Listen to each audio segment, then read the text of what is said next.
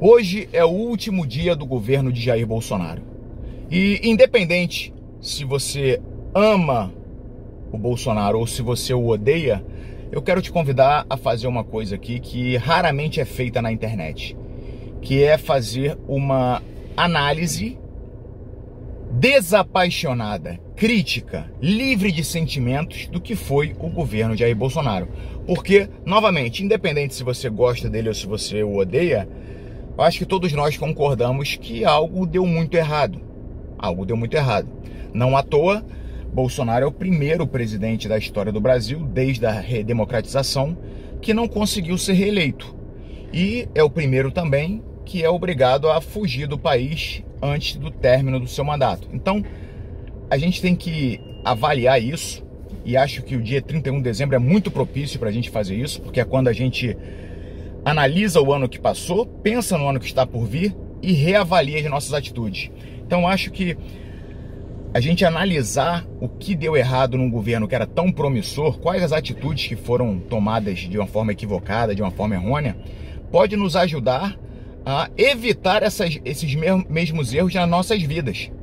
Então eu acho que esse vídeo pode ajudar todos nós, essa leitura pode ajudar todos nós, independente se você é um fã do Bolsonaro ou se você é um crítico ferrenho. Tá? E a minha ideia de fazer essa leitura aqui é de aprender realmente com os erros dele, porque é muito mais fácil a gente aprender com o erro de terceiros do que com nossos próprios erros. Até por isso que existe a disciplina de história.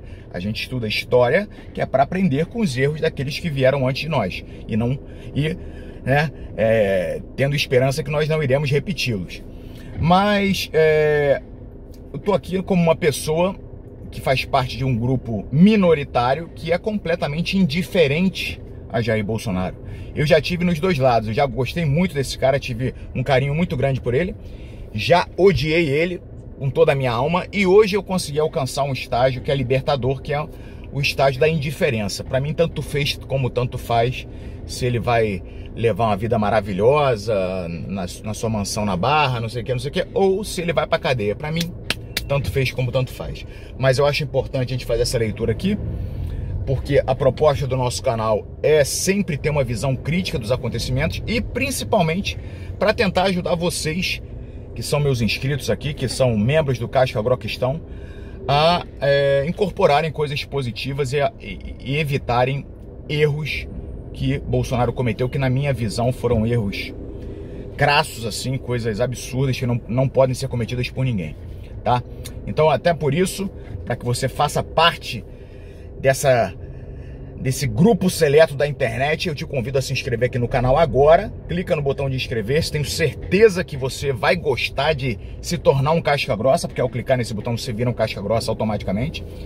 E peço a todos vocês que já são casca grossas que dêem um like no vídeo e que confiram no comentário fixado qual que é a missão de hoje dos cascas grossas.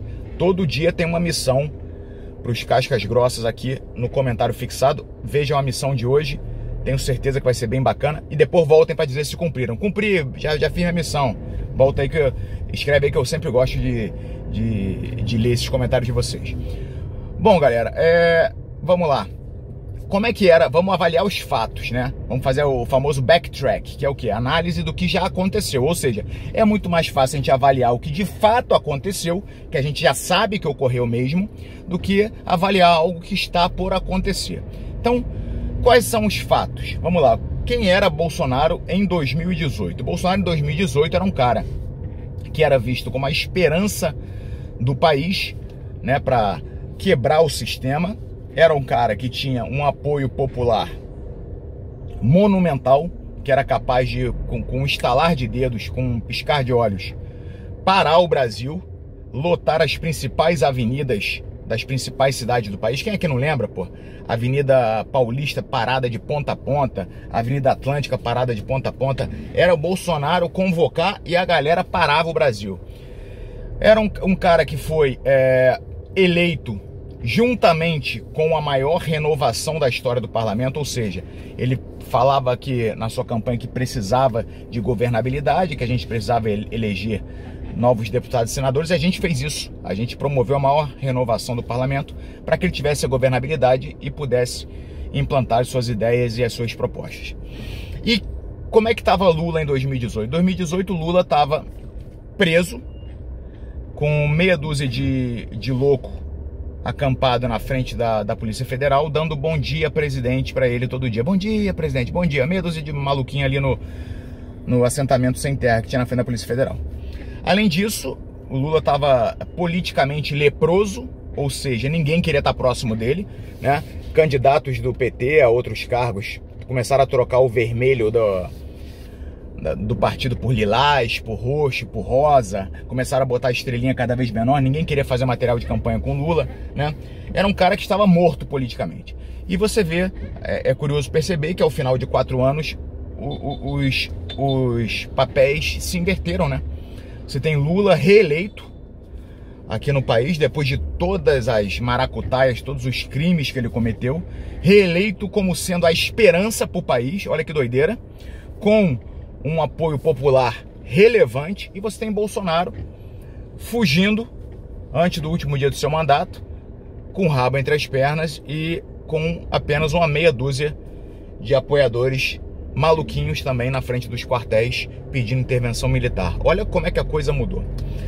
E quais foram os principais erros do Bolsonaro? Bom, o principal, sem sombra de dúvida, e poderia ter sido o único e suficiente para esse fracasso, mas não foi o único, foi o fato de todas as suas propostas de 2018 terem sido baseadas em mentiras. Porra, brigadeiro, mas então vamos lá, analisa comigo. Bolsonaro foi eleito para romper com o sistema, vocês lembram? Para lutar contra a corrupção, para acabar com o foro privilegiado, para acabar com a reeleição, é ou não é? Essas eram as propostas, a gente elegeu ele para isso. E aí logo que ele é eleito, antes ainda de ser empossado, ele já anuncia que vai nomear Onyx Lorenzoni, um cara que é jogador político nato, que é da velha política, que é do jogo, que é réu confesso de Caixa 2. Bolsonaro anuncia o Onyx Lorenzoni como ministro da Casa Civil, que é a pasta mais importante, é responsável pela articulação com o parlamento.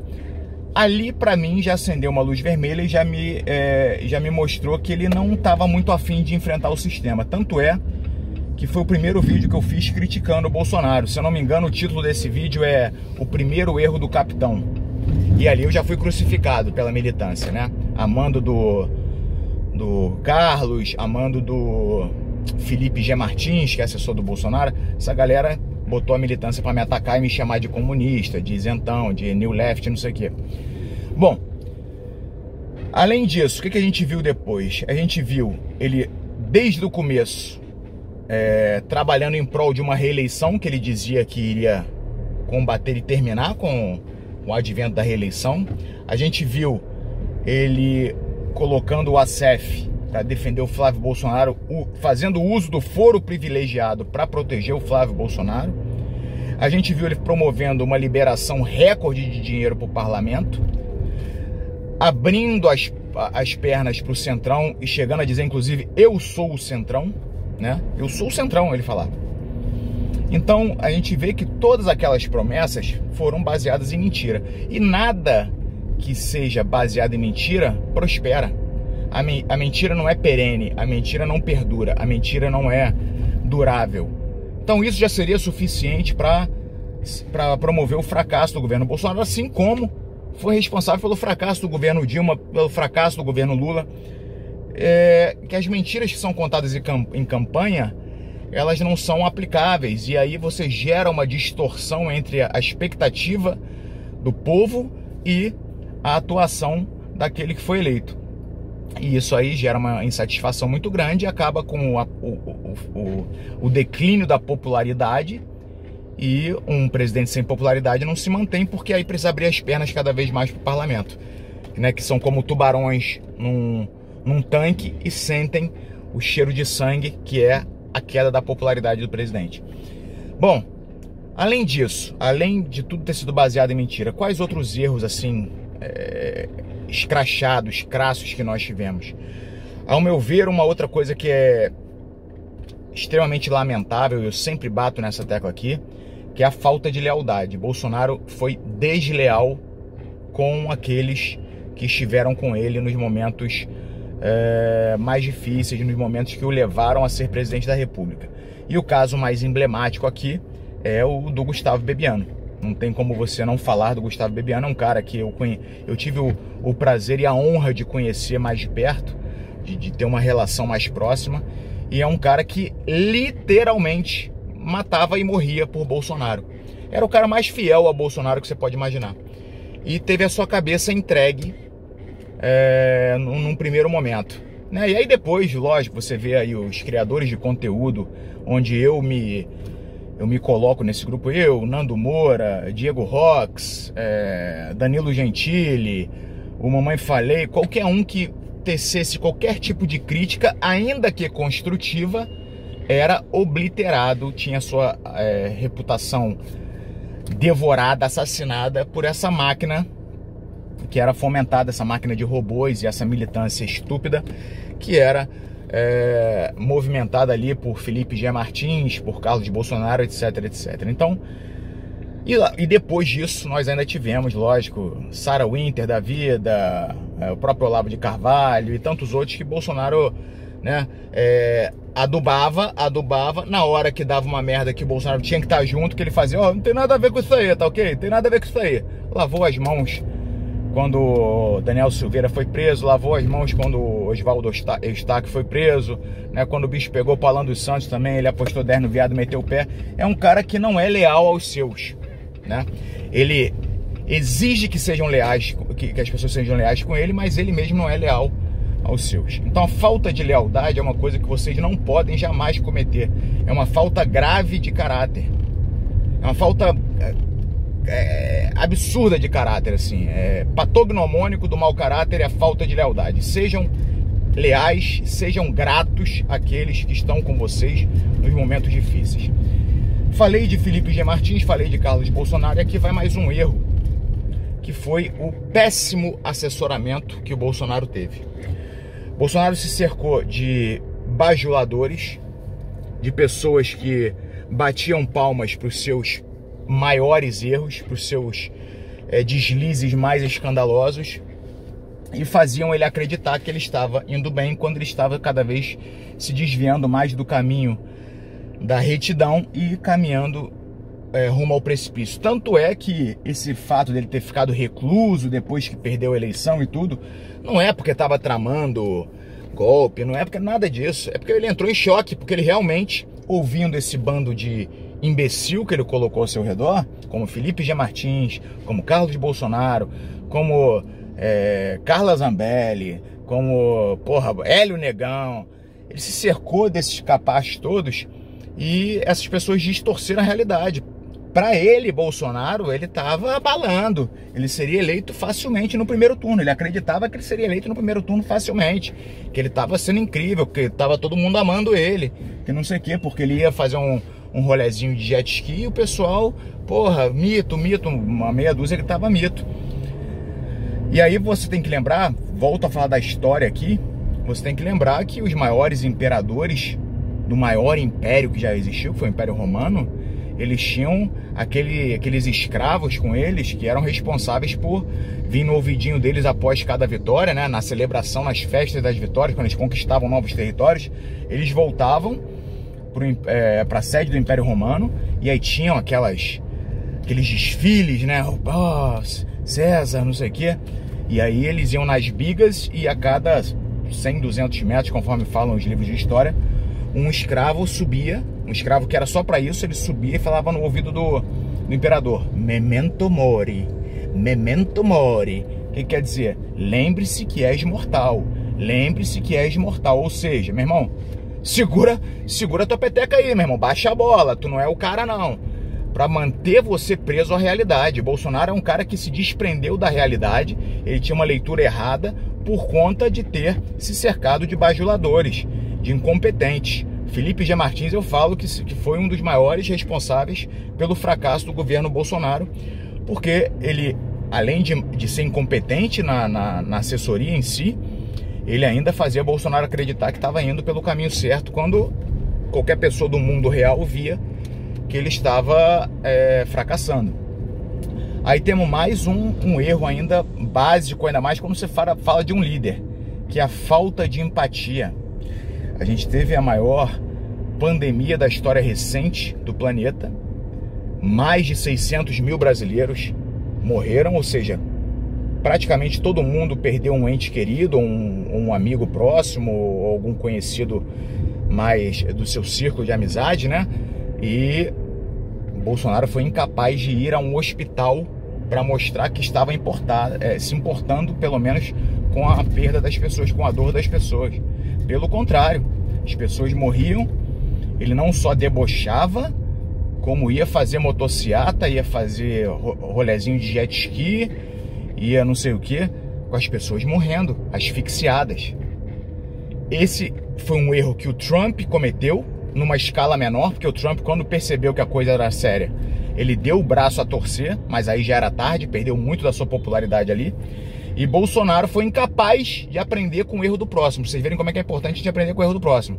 Ele viu acontecendo com o ídolo dele, né? Que o Trump é o ídolo do Bolsonaro. Ele viu acontecendo isso lá, os assessores de Bolsonaro viram isso acontecendo, o Trump perdendo a maior parte da sua popularidade em dois acontecimentos, na pandemia, no caso do George Floyd, e ambos porque foi incapaz de demonstrar empatia, né? De demonstrar preocupação para com o próximo, e Bolsonaro repetiu esse comportamento repugnante e pagou por isso. Então, esses, na minha opinião, foram os principais erros, né? Todos de caráter muito mais moral do que técnico em si. E erro técnico, a gente pode também dizer o fato dele ser um completo ignorante, né? Você percebe que o cara é incapaz de fazer um discurso qualquer, é a Dilma 2.0. E é muito triste a gente pensar que nós brasileiros, a gente pegou aí 6 anos de Dilma e depois mais 4 de Bolsonaro, ou seja, e antes mais 8 de Lula, ou seja, a gente vem sendo governado por asno, anta e jumento, porra, há 20 e tantos anos, né, meu irmão? Então, é importante que a gente tente quebrar isso da próxima vez. Agora vem mais 4 anos de um jumento aí, e é importante que a gente consiga, pelo menos na próxima eleição, que a gente consiga eleger alguém que pelo menos seja capaz de passar numa prova do Enem. Porque senão a gente vai ficar sempre nessa espiral da morte aí. Bom, isso eu acho que foram as maiores falhas do Bolsonaro. Se vocês conseguirem pensar em outras aí tão graves quanto, escrevam nos comentários. E desejo a todos vocês um excelente ano novo, que vocês reflitam sobre essas falhas. Lembrem da importância de se pautar pela verdade sempre, de ser leal aos seus, de se cercar de pessoas competentes e que estejam interessadas de fato com o seu bem, tá? Eu acho que são essas as maiores lições que a gente pode tirar do fracasso do governo Bolsonaro, que o levou inclusive a abandonar os seus últimos apoiadores aí e fugir com o rabo entre as pernas para os Estados Unidos. Lamentável, poderia ter sido algo sensacional, poderia ter sido algo histórico no bom sentido. No entanto, entra para os livros de história como talvez o maior covarde que já governou o nosso país. Bom, era isso. Que Deus abençoe todos vocês. Uma excelente entrada de ano, uma excelente entrada de ano 2023 de muita saúde, muitas vitórias, muitas conquistas. E confiram aqui no comentário fixado qual a missão de hoje. Deus abençoe-os.